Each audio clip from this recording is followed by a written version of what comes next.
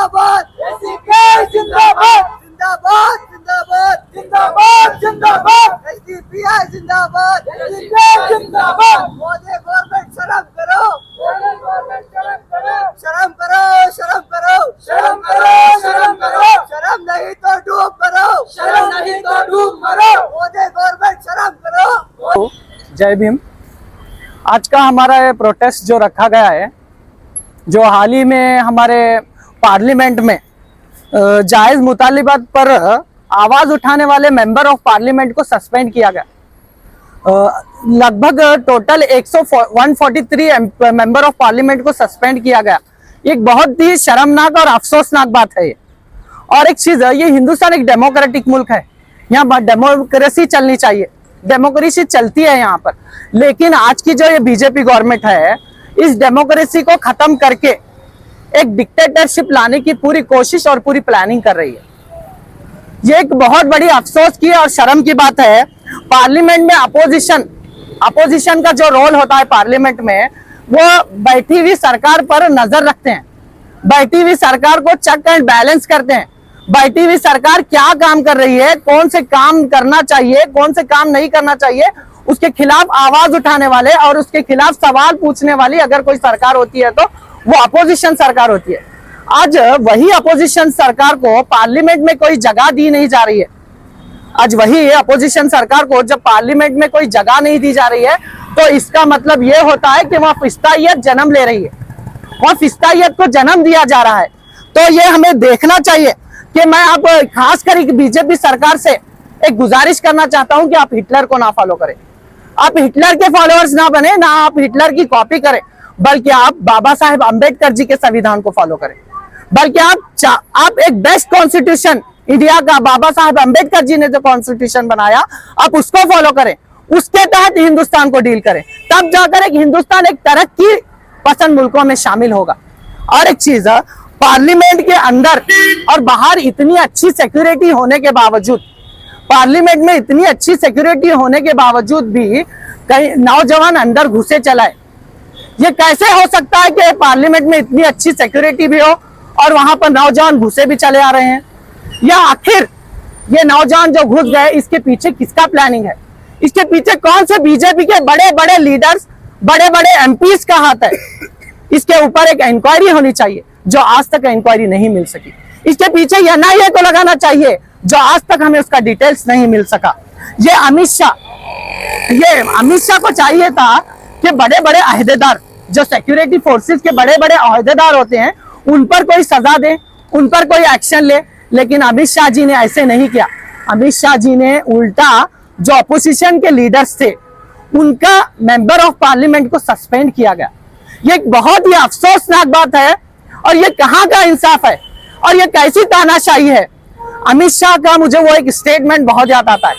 उन्होंने कहा था कि अमित शाह के होते हुए मुल्क में एक परिंदा तक पर नहीं मार सकता।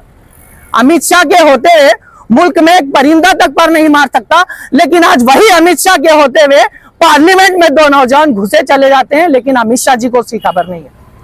अमित शाह जी को उसकी खबर नहीं है। जब चीन हमारे हिंदुस्तान के अंदर जमीनात कब्जा कर रहा है, अमित शाह को उसकी खबर नहीं है। तो फिर ये कैसी हुकूमत, ये कैसी सिक्योरिटी है? यहाँ कहीं ना कहीं फेल हो रही है हमारी सिक्योरिटी। इस पर जब सवाल उठाया जाता है तो हमारे एमपीज को सस्पेंड किया जाता है। ये एक डेमोक्रेसी का कत्ल है। ये एक सरासर डेमोक्रेसी को खत्म करने की बहुत बड़ी कोशिश और बहुत बड़ी प्लानिंग है। आज तक हिस्ट्री में इतने ज्यादा पार्लियामेंट्री सस्पेंशन नहीं हुए थे जितना के मोदी के दौरे हुकूमत में भी। अब तक जब से मोदी की सरकार है, जब से लेकर आज तक 255 मेंबर ऑफ पार्लियामेंट को सस्पेंड किया गया। हाल ही में 14 दिसंबर को 14 मेंबर ऑफ पार्लियामेंट को सस्पेंड किया गया। 18 दिसंबर को 78 मेंबर ऑफ पार्लियामेंट को सस्पेंड किया गया। फिर 19 दिसंबर को 49 मेंबर ऑफ पार्लियामेंट को सस्पेंड किया गया।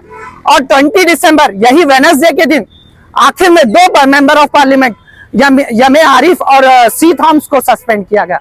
एक ये डेमोक्रेसी को कहीं ना कहीं खत्म करने की कोशिश की जा रही। इसके पीछे ये देख रहे हैं, इन सब सस्पेंशन के पीछे ये जितने भी सस्पेंशन हो रहे हैं, जितने भी एमपीज को सस्पेंड किया गया, अपोजिशन पार्टीज को खामोश कराने की कोशिश की गई है, इन सब सस्पेंशन के पीछे बीजेपी का बहुत बड़ा प्रोपेगेंडा है। एक बहुत बड़ी कॉन्स्पिरेसी क्या है बोले तो वो in the absence of the all opposition leaders from the Lok Sabha and Rajya Sabha, उनके एब्सेंस में ये चाहते हैं कि कई बिल्स को पास किए जाए विथआउट अपोजिशन के, ये कई बिलों को पास करना चाहते हैं। मगर हाल ही में 3 बिल पास किए, 3 बिल्स पास किए उन्होंने अंडर द क्रिमिनल लॉ में, मगर बिना अपोजिशन के 3 बिल्स पास हो गए। ये कैसे पॉसिबल है? हमारी ये डिमांड है कि वो फिर से उन बिल्स पर डिस्कशन हो, फिर से अदर पार्टीज को लेकर उन्हें रिवोक करके फिर से वो बिल्स पर डिस्कशन की जाए। इन अहम बिल्स पास किए, ये जमहूरियत के लिए बहुत बड़े खतरे की अलामत है। ये जो सस्पेंशन हुआ एक जमहूरियत के लिए बहुत बड़े खतरे की अलामत है। मुझे 2023 का वो बजट सेशन याद आ रहा है। 2023 में एक बजट सेशन था जब यही बीजेपी के एमपीज, यही बीजेपी के मेंबर ऑफ पार्लियामेंट इतना हंगामा किए थे, पार्लियामेंट में इतना हंगामा किए थे, अगर चाहते तो वहां के चेयरमैन, वहां के स्पीकर वो बीजेपी के एमपी को सस्पेंड करते थे, लेकिन उन्होंने अपने बीजेपी के कार्यकर्ताओं को, अपने बीजेपी के मेंबर ऑफ पार्लियामेंट को सस्पेंड नहीं किया। लेकिन ये बीजेपी की सरकार अपोजिशन को टारगेट कर रही है, जो उनके खिलाफ आवाज उठा दिए उनकी आवाजों को खामोश कराने की कोशिश की जाती है। जब अमित शाह जी को कहा गया और नरेंद्र मोदी जी से कहा गया कि आप ये सिक्योरिटी की खिलाफ वर्जी पर डिस्कशन करें, तो ये कौन सी बड़ी बात थी कि आप इस पर डिस्कशन नहीं किए? आप ऐवान के बाहर उस बारे में बात कर सकते हैं, पार्लियामेंट के बाहर उसके बारे में स्पीचेस कर सकते हैं, लेकिन पार्लियामेंट के ऊपर अंदर आकर उस पर चर्चा नहीं कर सकते।